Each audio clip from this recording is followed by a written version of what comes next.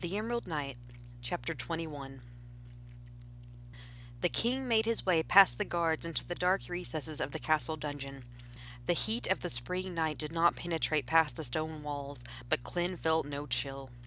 His entire body was heated with a rage that he hadn't felt in years, possibly that he had never felt, and the soft light emanating from his chest had grown so strong that it glowed like a beacon even through the ornamental chainmail and the thick fabric of his dress tunic. His normally light steps had been replaced by the heavy, booming footfalls of boots on stone, and he didn't even try to contain the creature that lived in his chest. The man had tried to hurt Bruanna, and now he would die. He had slipped away while Orinda played host. She was somewhere above him, showing rich people the nicely decorated guest rooms, and he should be there. He knew that he should be by her side playing diplomat, playing king. He had on his pretty costume to play dress-up. He had his airs and graces perfectly rehearsed, but he couldn't do it. He could no longer contain himself. There were very, very few things he was good at, and he had spirited away from what had been expected of him to do one of the things that he could do well. Bruanna was asleep, being watched over by her nurse. She would not hear the screams. He forced himself to pause at the door of the lone cell reserved for political prisoners, and stood in silence as one of the new guards, trembling at the sight of him, hastily unlocked it. The magical wards sprang up as Clyn crossed the threshold, but they could not pain the Emerald Knight. He had moved beyond pain long ago. Kill him. The man was chained in the same manacles Clyn had come to think of as his own. They were no longer meant for this. He had reclaimed them, and the sight made him angry. "Throw me the keys and lock the door," he told the guards. "I don't want to be disturbed by anyone, not by Magnus and not by my queen." "Your Majesty," one of the guards weakly protested as he handed over the thick ring of keys.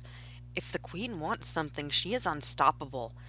"Not by anyone!" Clyn shouted, and neither of the men posted by the doorway knew how to respond. The man before them was nothing like the meek drunk they often gossiped about on their breaks. One of them reached out and slammed the door, and Clyn turned his seething form on the man in the chains. He was staring at the light on Clyn's chest with the one eye he had left. The size of his head was bandaged, but they were soaked through and desperately needed to be changed. He jerked as Clyn began to move. "Your Majesty," he spoke quickly, "I never meant for this to happen. I needed the money. I'll tell you everything you want to know. I have children!" "So do I," Clyn said as he unlocked one of the restraints. "Please," the man moved his free hand to cover his heart. "Spare my life and I will tell you everything. Where are you taking me?" "Nowhere," Clyn replied and unlocked the other manacle so that the man regained his freedom. "What are you doing?" the man asked in a panic. "Thinking," Clyn replied, and walked to the small table that no longer held the wine or Morgan's cape. He ran his fingertips along it and turned back to the man, but no attack came. "Please," the man said again, but Clyn didn't hear him. "Want to see something?" Clyn asked as he turned to face him. The man vigorously shook his head in an attempt to avoid whatever was coming, and pressed his back to the wall as if he thought there might be an escape.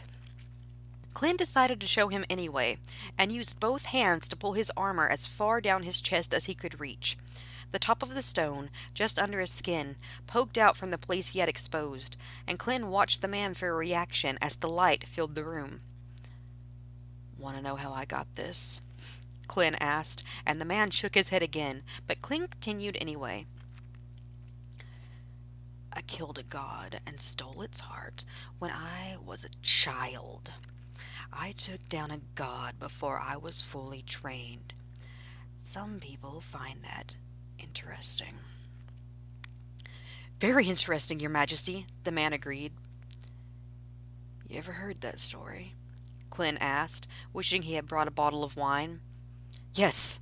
The man looked past Clyn to the door, as if he actually considered making a break for it.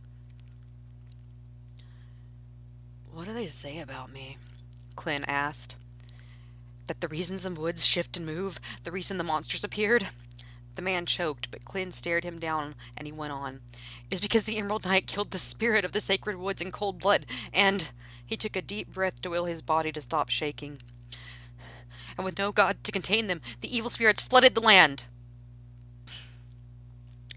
Clint made an affirmative noise to show that he had heard him and leaned back against the table. He crossed his arms over his chest and seemed to become vastly interested in the ceiling tiles before his eyes shot back to the man. "I suspect," he said, "that there are many stories about me." "Yes." "How many gods have I killed?" "I don't know." The man had given up cowering and seemed to be searching the room for another exit. "Many. One is honestly enough, your majesty, to strike fear into my heart. I need no further proof of your greatness." He fell to one knee, as if the sudden bout of respect may save him, and Clint rolled his eyes. "You must be a fool to attack the child of the Emerald Knight," Clint hissed, and the stone in his chest pulsed. "I did not know," the man pleaded. "I couldn't have known. No one has seen the Emerald Knight in nearly 2 years. If I had known—" "So you're not sorry you tried to murder an infant?" Clint stood, shaking. "Just that you picked the wrong one." "The nobility is unhappy, sir," the man said from the ground. "The new queen has passed many unpopular laws, has taken much of their property, has left many of them in dire financial straits. Without the queen or the heir apparent, the throne would have fallen. It would have been easy for a strong nobleman to step into power."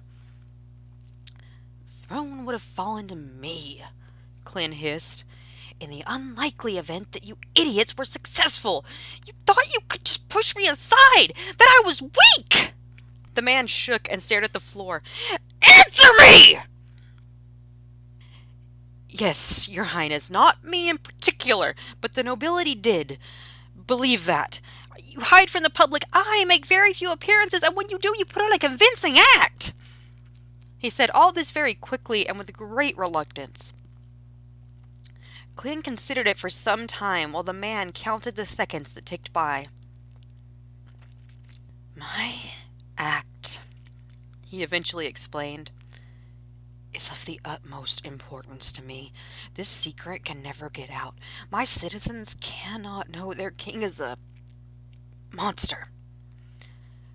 No one would ever believe you." "I would tell no one," the man whimpered. "Who hired you to murder my child?" Clint asked as he walked to tower over the man. "The Duke of the Sage Lake Province, your majesty," the man replied with no hesitation. "Are you lying to me?" Clint knelt and took the man's face by the chin to force him to stare into his eyes. "No, sir, I swear it on my life." His eyes were huge, frightened, and Clint saw no deception there. "Would you swear it on something that had value?" he asked. "I swear it on my soul, sir," the man hastily amended. Clint stared at him as the stone in his chest pulsated. "Please, sir, please," the man implored. "Spare my life. I didn't kill you," Clint explained patiently. "You signed your own death certificate the second you decided to assassinate a child." "Please," the man continued to beg, but Clint could not bear the sound, so on the advice of the thing in his chest, he took the man's head in both hands and silenced him.